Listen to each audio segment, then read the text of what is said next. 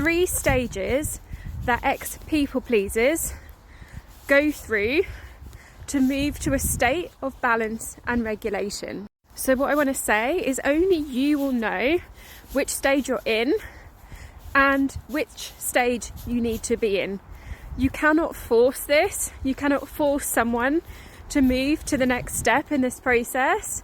Like, everyone individually has to know where they're at and when they're ready to move to the next stage. And sometimes moving through the next stage is through pain. It is pain, unfortunately, that moves us to the next stage.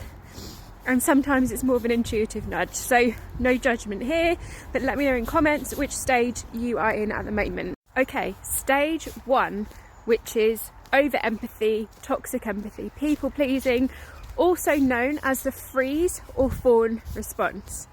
So this is like the energy of the doormat. This is just the energy of, we might have been brought up to be, really kind, compassionate, caring people, and we're in that energy of overgiving, and others are like taking our energy, taking a lot from us, taking advantage of us, and we're kind of in that freeze or fawn response. And we might be calling this surrender. We might be saying, yeah, just go with the flow.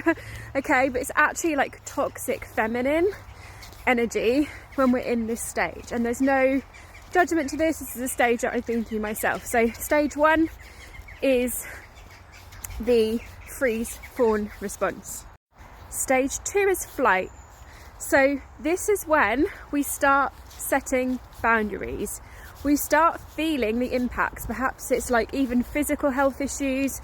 We start to feel energy. We start to become aware of what is happening and where we're in over empathy.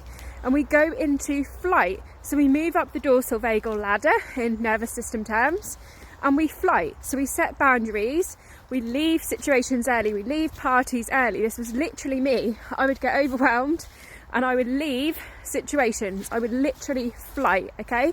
So this is a really important part of the process because we are moving up the dorsal vagal ladder from freeze fawn into flight, which is actually how our nervous system does operate in danger. Stage 3 is fight. And this, ironically enough, was the stage that I fought the most. I fought this stage the most and tried to hide this. And when this happened, this actually prolonged this period for me. And this is what came out as PMDD for me. And I had to do a lot of work around my inner teen. Now, when we're in stage 3, which is the fight response in nervous system terms, this again is further up the dorsal vagal ladder. So in terms of nervous system regulation, we're actually moving up into a more regulated state when we move into fight. So what can this look like?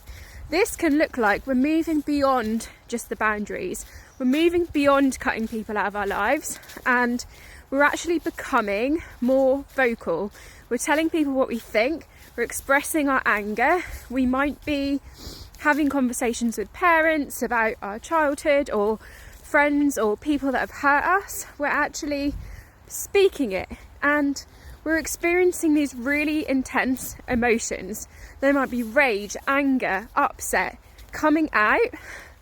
And what's really important in this phase is to safely allow that and release that. So that is why I do somatic work with all of my clients, to help us through this phase, right? And we probably go through all of these on a monthly basis anyway with our cycles. But this fight response is really important. And the more you can healthily allow this fight response to move through you and give it space for release, give yourself space to release the trauma from your body through somatic practices, the more you can move on to the next stage, which is that nervous system regulated state, which I'm going to talk about. And then once we've moved through these 3 stages, we move into the state of regulation, which is at the top of the dorsal vagal ladder.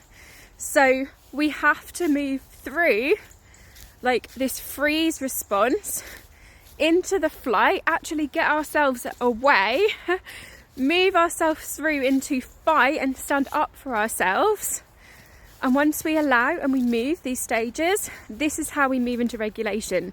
You cannot rush this.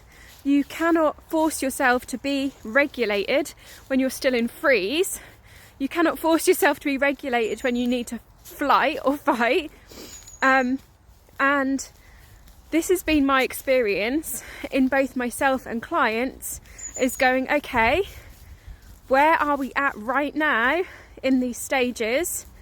And how do we allow that? How do we allow all of the parts of ourselves that are doing this right now so that we can get ourselves ready to move to that next rung on the ladder?